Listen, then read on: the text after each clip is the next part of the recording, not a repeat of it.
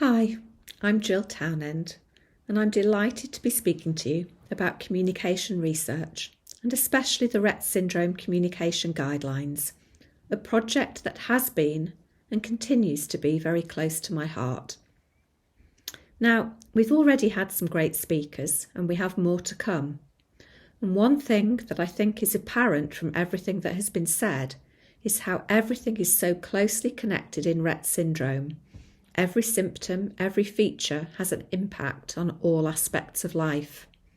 For the child or adult with Rett syndrome, their family, caregivers, and the professionals who work with them, the therapists, doctors, and teachers. And that is just the same with communication. Communication is so vitally important for every aspect of life, for the relationships we build with people around us, for expression of wants and needs, feelings, opinions, self-determination, and life choices.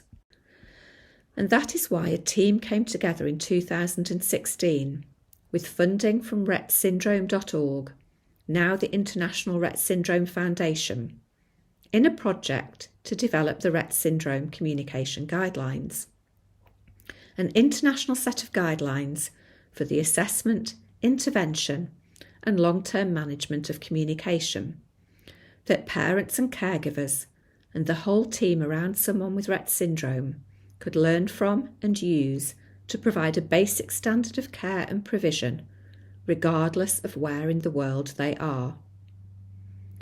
This project took a threefold approach, reviewing the research and published literature around communication and Rett syndrome, conducting surveys of parents and speech and language therapists to ask about their experiences, needs and priorities, and working with an expert panel to produce the final set of guidelines.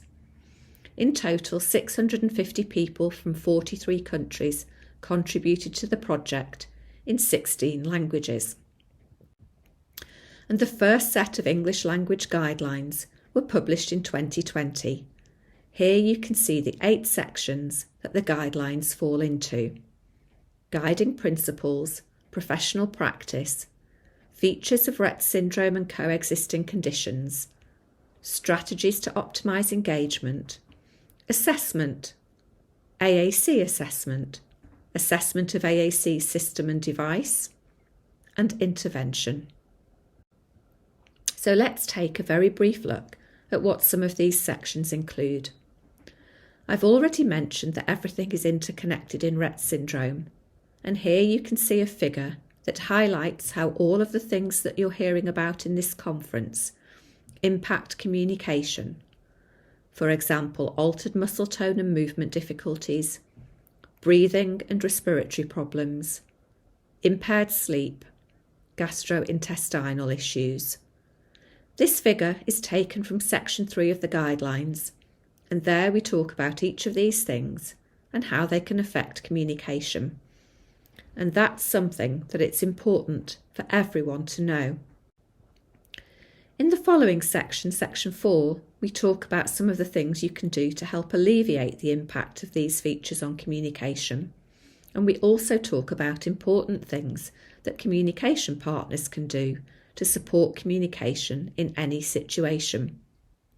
And by communication partners, we really mean anyone who interacts with, communicates with, someone with Rett syndrome. Here are some examples. Communication partners should have an open mind to the communication potential of the individual with Rett syndrome, be responsive in their interactions, acknowledging and reinforcing all communication attempts, be consistent in approach, language and vocabulary, adapt to natural situations and activities so that opportunities for communication are created, keep communication in the here and now, follow the individual's lead, make the individual's AAC system or device available at all times, give feedback and attribute meaning, use multimodal communication, model vocabulary as they talk to an individual throughout the day, make sure that vocabulary, topics and activities are appropriate to the interests of the individual, and be aware of delayed response time. And if you would like to know more about some very current research in the area of responsive communication partner strategies, then I would recommend you look at these two recent publications from our very own Helena Wandin, whose talk follows on from mine. In Section 5, we explore assessment, especially assessment of language and cognition. And one of the messages the guidelines strive to get across is that all people with Rett syndrome are not of low intellectual or cognitive ability. It's simply that we have not been assessing them in the right way previously.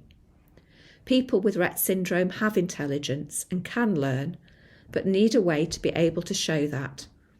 And the key way is through tapping into their use of eye gaze and eye gaze technology, both for assessment and for communication. Here are some examples of the statements and recommendations the guidelines make. Assessment should not take place at a single moment in time. It should be ongoing and dynamic. Assessment should be part of a team process. Standardised assessments may not accurately reflect an individual's underlying ability, nor their communicative and learning potential. Yet standardised assessments may be adapted to obtain information on certain specific skills. And these adapted assessments can be used to assess expressive language, receptive vocabulary, and cognition. Adaptations may include modifying presentation of test materials, for example, mounting items on a board, using partner-assisted scanning, eye gaze, or other AAC strategies as response modalities.